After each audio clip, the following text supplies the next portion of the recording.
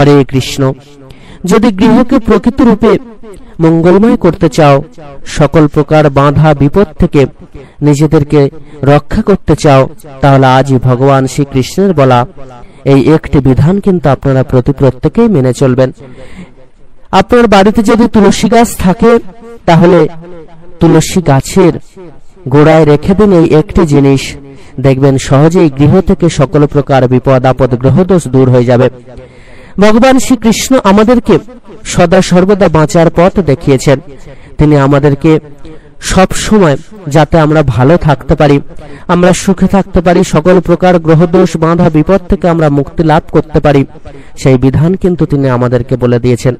ভগবানের চরণে যারা আশ্রয় করেন, যারা প্রকৃতিরূপে ভগবানের সাধনা করেন, তারা কিন্তু পুরোপুরি ভাবে ভগবানের আশীর্বাদে নিজেদের জীবনকে ধন্য করে তুলতে পারেন।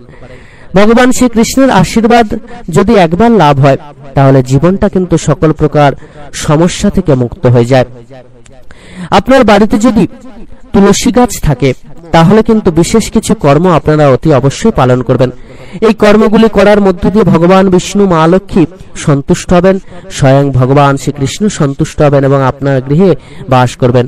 আর যে গৃহে ভগবান বিষ্ণু মা লক্ষ্মীর বাস হয়, সেই গৃহে কিন্তু সদা সর্বদা উন্নতি সাধিত হয়, সকল প্রকার বাধা অশুভ দৃষ্টি দূর হয়ে যায়।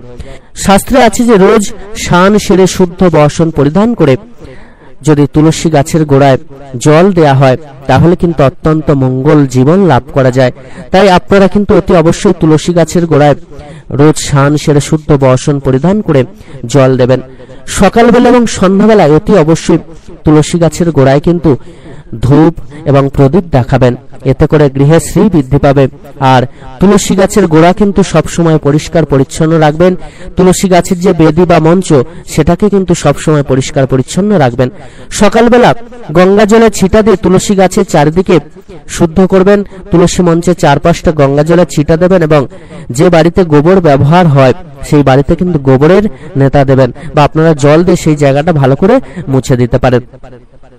শাস্ত্রে আরো বলা হয়েছে যে প্রত্যেক বৃহস্পতিবার আপনারা যদি তুলসী গাছের গোড়ায় গঙ্গা জল অর্পণ করেন, স্নান সেরে যদি গঙ্গা জল দেন, তাহলে কিন্তু সহজে মা লক্ষ্মী সন্তুষ্ট হন এবং সহজে আপনার গৃহে বাস করেন। আর যে গৃহে মা লক্ষ্মী বাস করবেন, সেই গৃহ যে শ্রী বৃদ্ধি পাবে, ধনধান্যে ভরে যাবে, সেটা কিন্তু শাস্ত্রে বারবার করে উল্লেখ করা হয়েছে।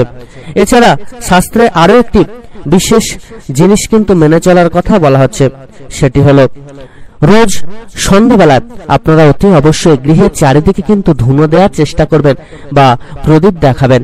এই কর্মটা কিন্তু অতি অবশ্যই করবেন। আর তুলসী গাছের গোড়ায় অতি অবশ্যই প্রদীপ দেখিয়ে ফুল অর্পণ করে প্রণাম নিবেদন করবেন। যে গৃহে প্রত্যেক দিন মায়েরা শুদ্ধ বসন পরিধান করে শুদ্ধ মনে পবিত্র ভাবে এই কর্মগুলো যথাযথভাবে পালন করতে পারেন, সেই গৃহে কিন্তু উন্নতি অনায়াসে সাধিত হয়, সেই গৃহে সকল বাধা কিন্তু দূর হয়ে যায়। সকল ভক্তমতী মায়েরা ভগবান শ্রী কৃষ্ণের চরণে আপনারা কিন্তু অতি অবশ্যই রোজ স্নান সেরে ফুল অর্পণ করবেন, তুলসী পত্র তার ডান হাতের কনুয়ে দেবেন এবং তার চরণে প্রণাম নিবেদন করে তার আশীর্বাদ কিন্তু লাভ করবেন। সকলে খুব করে তার নাম জপ করবেন, তার যে বীজ মন্ত্র সেটা জপ করবেন এবং পবিত্র মন নিয়ে তার অমৃত শাস্ত্র শ্রীমদ্ ভগবত গীতা, বেদ এগুলো কিন্তু অধ্যয়ন করবেন। এগুলো অধ্যয়ন করা মানেই হলো গীতার যে শিক্ষা বা বেদের যে শিক্ষা, সেটাকে গ্রহণ করে বাস্তবে ফুটিয়ে তুলতে হবে। সকলে খুব ভালো থাকবেন। ভগবান আপনাদের প্রতি প্রত্যেকের মঙ্গল করুন।